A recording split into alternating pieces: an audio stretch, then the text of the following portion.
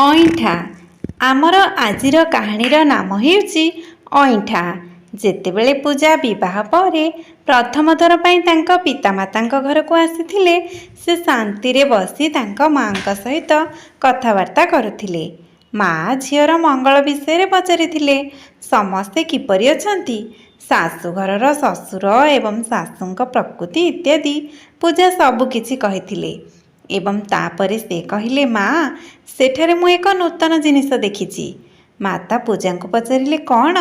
ସେ କହିଲା, ମୋର ଶାଶୁ ମୋ ଶ୍ୱଶୁରଙ୍କ ଅଇଁଠା ଥାଳିରେ ଖାଦ୍ୟ ଖାଆନ୍ତି।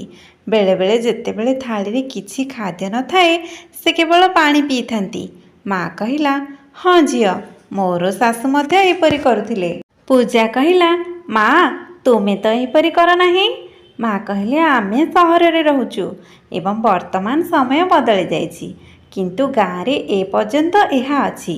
କିନ୍ତୁ ତୋତେ 2 ଦିନ ପାଇଁ କ'ଣ କରିବାକୁ ପଡ଼ିବ? ତୁ ତ ଗାଁ ଛାଡ଼ି ମୁମ୍ବାଇରେ ରହିବୁ। ଯେତେବେଳେ ମା' ଏସବୁ କହିଲେ, ପୂଜା କହିଲା, ହଁ, ମୋର ଏ ବିଷୟରେ କ'ଣ? କିନ୍ତୁ ଯେତେବେଳେ ସେ ଶାଶୁଘରକୁ ଫେରିଗଲେ, ସେ ତାଙ୍କ ଶାଶୁଙ୍କୁ ଶ୍ୱଶୁରଙ୍କ ଅଇଁଠା ଥାଳିର ଖାଦ୍ୟ ଖାଉଥିବାର ଦେଖିଲେ। ସେ କହିଲା, ମମି, ତୁମେ ଆସନ୍ତାକାଲିଠାରୁ ତାଜା ଥାଳିରେ ପୂରା ଖାଦ୍ୟ ଖାଅ ଏବଂ ବାପା ମଧ୍ୟ କେବେ ଥାଳିରେ ଅଇଁଠା ଛାଡ଼ିବେ ନାହିଁ। ଶାଶୁ କହିଲେ, ନା ନା, ମୁଁ ଏହା କରିପାରିବି ନାହିଁ। ମୋ ଶାଶୁ ଅର୍ଥାତ୍ ତୁମ ଜେଜେ ଶାଶୁ ମଧ୍ୟ ଏପରି କରୁଥିଲେ ଏବଂ ତାପରେ ତୁମର ଶ୍ୱଶୁର ମଧ୍ୟ କ୍ରୋଧିତ ହେବେ। ପୂଜା କହିଲେ, ମୁଁ ବାପାଙ୍କୁ ବୁଝାଇବି, କିନ୍ତୁ ଆସନ୍ତାକାଲିଠାରୁ ତୁମେ ତାଙ୍କ ଥାଳିରୁ ଖାଇବ ନାହିଁ। ଆଜି ରାତିରେ ଏହା କରିବ। ସେ ହସି ହସି କହିଲା। ସମସ୍ତେ ରାତ୍ରି ଭୋଜନ କରିବା ପରେ ଯେତେବେଳେ ତାଙ୍କ ଶ୍ୱଶୁର ପୂଜାଙ୍କ ଶାଶୁଙ୍କୁ ଥାଳି ଦେଇଥିଲେ, ପୂଜା ତାଙ୍କୁ ନ ଖାଇବାକୁ ସଂକେତ ଦେଇଥିଲେ। ବୋଧହୁଏ ତାଙ୍କ ଶାଶୁ ମଧ୍ୟ ଏହା ଚାହୁଁଥିଲେ। ତେଣୁ ଶାଶୁ ନିଜର ସାହସ ସଂଗ୍ରହ କରି କହିଲେ, ମୁଁ ଏହି ଥାଳିରେ ଖାଇବି ନାହିଁ। ତୁମେ ଛାଡ଼ିଥିବା ଖାଦ୍ୟ ମୁଁ ଗାଈକୁ ଖାଇବାକୁ ଦେଇଦେବି। ପତ୍ନୀଙ୍କ କଥା ଶୁଣି ଶ୍ୱଶୁର ପାଟି କରି କହିଲେ, ତୁମର ମୁଣ୍ଡ ଠିକ୍ ଅଛି ତ? ବର୍ଷ ବର୍ଷ ଧରି ଚାଲି ଆସୁଥିବା ପରମ୍ପରାକୁ ତୁମେ ଭାଙ୍ଗିବ? ବର୍ତ୍ତମାନ ପୂଜା କହିଛନ୍ତି, ବାପା, ତୁମ ଥାଳିକୁ ଥରେ ଦେଖ। ଏଥିରେ କ'ଣ ଅଛି?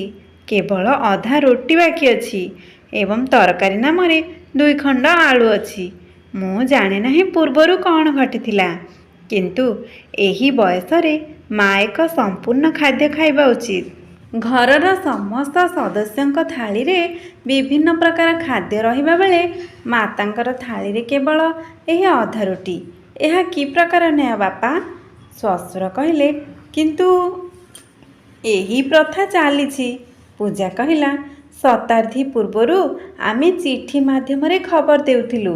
ଟେଲିଫୋନ୍ ଆସିବା ପରେ ଚିଠି ବନ୍ଦ ହୋଇଗଲା। ଯେତେବେଳେ ମୋବାଇଲ ଫୋନ୍ ଆସିଲା, ଘରର ପ୍ରତ୍ୟେକ ସଦସ୍ୟଙ୍କ ହାତରେ ଏକ ଫୋନ୍ ରହିଲା। ଆପଣ ହୁଏତ ଭାବି ନଥିବେ, କିନ୍ତୁ ବାପା, ଏହା ଘଟିଛି। ଯାହା ବର୍ଷ ବର୍ଷ ଧରି ଚାଲି ଆସୁଛି, ଆମେ ମାନେ ତାଙ୍କୁ ବଦଳାଉଛୁ। ମା' ମଧ୍ୟ ଦିନେ ବୋହୂ ଥିଲେ, କିନ୍ତୁ ଆଜି ଦେଖନ୍ତୁ ଶାଶୁକୁ ପରିବର୍ତ୍ତନ କରିଛନ୍ତି। ଶ୍ୱଶୁର କହିଛନ୍ତି, ତମେ ଠିକ୍ କଥା କହିଛ ବୋହୂ। ସମସ୍ତେ ହସିଲେ। ସେହି ଦିନଠାରୁ ପୂଜାଙ୍କ ଶାଶୁ ମଧ୍ୟ ତାଙ୍କ ଥାଳିରେ ବଢ଼ାଯାଇଥିବା ଖାଦ୍ୟ ଖୁସିରେ ଖାଇବା ଆରମ୍ଭ କଲେ ଏବଂ ଶ୍ୱଶୁର ମଧ୍ୟ ସେହିଦିନଠାରୁ ତାଙ୍କ ଥାଳିରେ ଆଉ ଅଇଁଠା ଛାଡ଼ିଲେ ନାହିଁ। ନମସ୍କାର ବନ୍ଧୁଗଣ, ଆପଣ ଏହି କାହାଣୀକୁ ପସନ୍ଦ କରିଛନ୍ତି କି? ଯଦି ପସନ୍ଦ କରିଛନ୍ତି, ଆମ ଚ୍ୟାନେଲକୁ ସବସ୍କ୍ରାଇବ୍ କରନ୍ତୁ ଏବଂ ଆମ ଭିଡ଼ିଓକୁ ଲାଇକ୍ କରନ୍ତୁ। ପ୍ଲିଜ୍ କମେଣ୍ଟ କରନ୍ତୁ। ଧନ୍ୟବାଦ।